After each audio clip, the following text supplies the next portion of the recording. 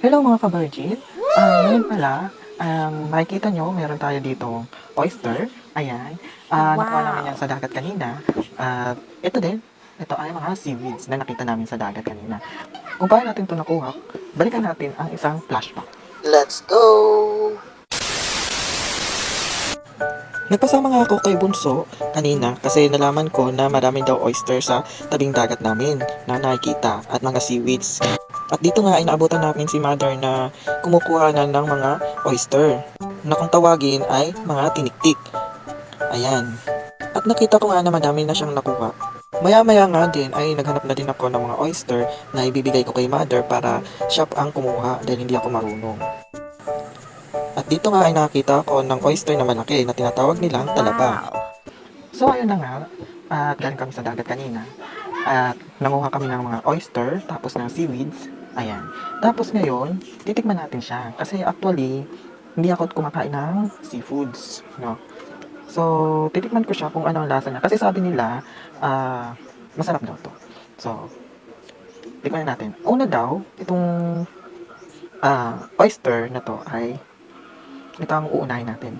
So, lalagyan natin siya ng mainit na tubig para medyo maluto siya. Ayan. Ayan. Wait lang ha. Tapos, titikman natin siya. So, isasawsaw natin siya sa toyo. Ito. Let's see, tikman natin.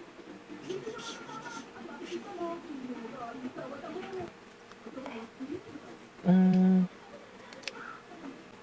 bakit ganun? Parang may naaalala ko sa ano. Naaalala ko sa ano. Sa lasa. Wow!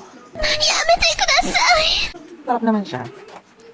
Hindi siya ano. Medyo may langsa lang siya na konti. Pero masarap siya. Isa pa.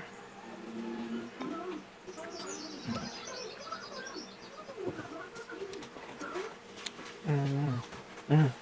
Sarap siya. Tapos, isa natin ito sa itong seaweeds.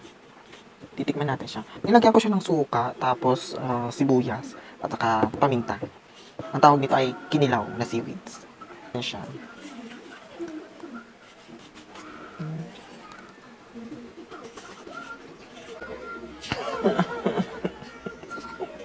Medyo malapot siya. Medyo malapot siya. Tapos, pumuputok siya sa bibig.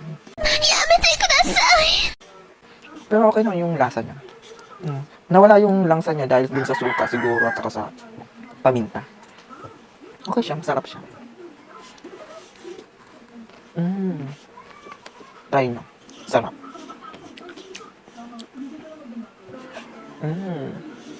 Sarap siya. Oyster siya. Ito yung malaki niya. Ayan.